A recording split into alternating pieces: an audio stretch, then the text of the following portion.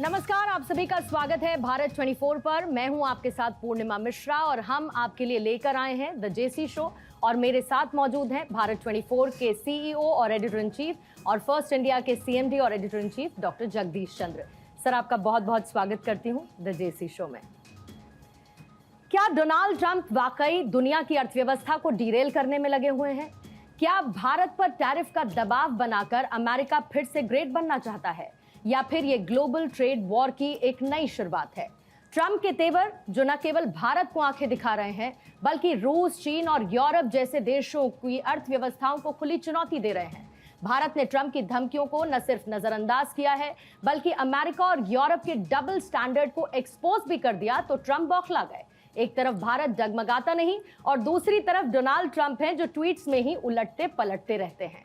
क्या ट्रंप की यह भाषा सिर्फ एक फ्रस्ट्रेटेड नेता की है, या फिर ये एक सोची समझी रणनीति है? आज इसी को समझने की कोशिश करेंगे द जेसी शो में। और सर, पहले सवाल के साथ मैं शुरुआत करती हूं और आज हमने जेसी शो की हेडलाइन रखी है, is Trump trying to destabilize the world economy, नहीं झुकेगा मोदी। इसके मायने क्या है सर? Is absolutely clear. Trump is trying to destabilize और derail the world economy. World economy को एक प्रकार से उन्होंने बंधक बना लिया है। कई देशों को तोड़ने में लगे हुए हैं, चाइना को तोड़ने में लगे हैं, रशिया को तोड़ने में लगे हैं, ईरान को तोड़ने में लगे हैं और अब भारत को भी तोड़ने में लगे हैं। इसलिए कुछ लोग ये कह रहे हैं कि Trump is a disaster in trade world, Trump is a bull in China shop. और ये कैसे तोड़ रहे हैं? ये दो प्रकार से इकोनॉमीज़ को डीरेल कर रहे हैं। पहला तो ये कि सभी राष्ट्रों पे हायर टैरिफ लगा करके उनकी अर्थव्यवस्था को हिलाना डुलाना, एक तरह से डिस्टेबलाइज करना।